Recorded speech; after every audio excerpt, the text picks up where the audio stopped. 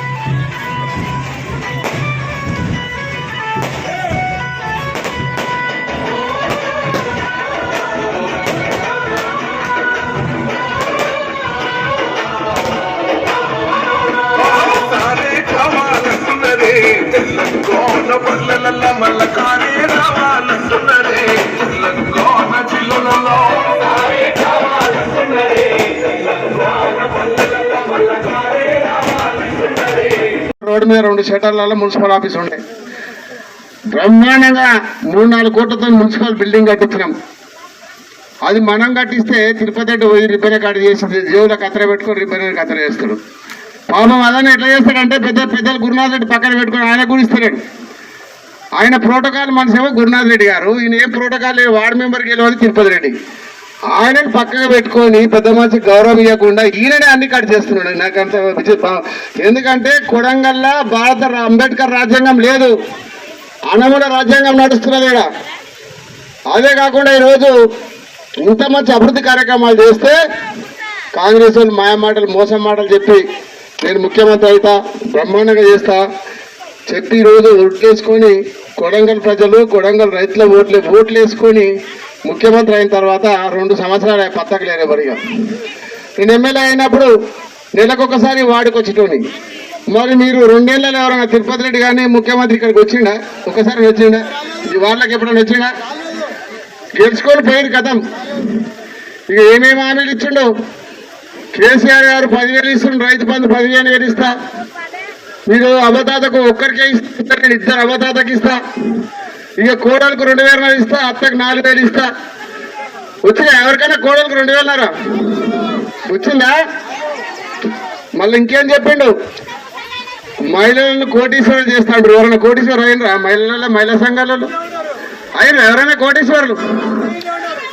మీరు కోటీశ్వరులు కాలే. రేవంత్ రెడ్డి 1,00,000 కోట్లు సంపాదించుకుండు, తిరుపతి రెడ్డి 1000 కోట్లు సంపాదించుకుండు, కొండరెడ్డి 1000 కోట్లు సంపాదించుకుండు. అన్నదమ్ములు కోటీశ్వరులు, మీరు కాలే కోటీశ్వరులు. కాబట్టి ఒట్టి మాయ మాటలు, మోసం మాటలు చెప్పి ఈరోజు అధికారంలోకి వచ్చారు. కాబట్టి మీరు అందరూ ఆలోచించాలి. ఇంతకుముందే పెద్దలు రామచంద్రరావు చెప్పినట్టు కొడంగల్లో ఓడగొడితే తెలంగాణ అంతా సంబరాలు చేసుకుంటారు.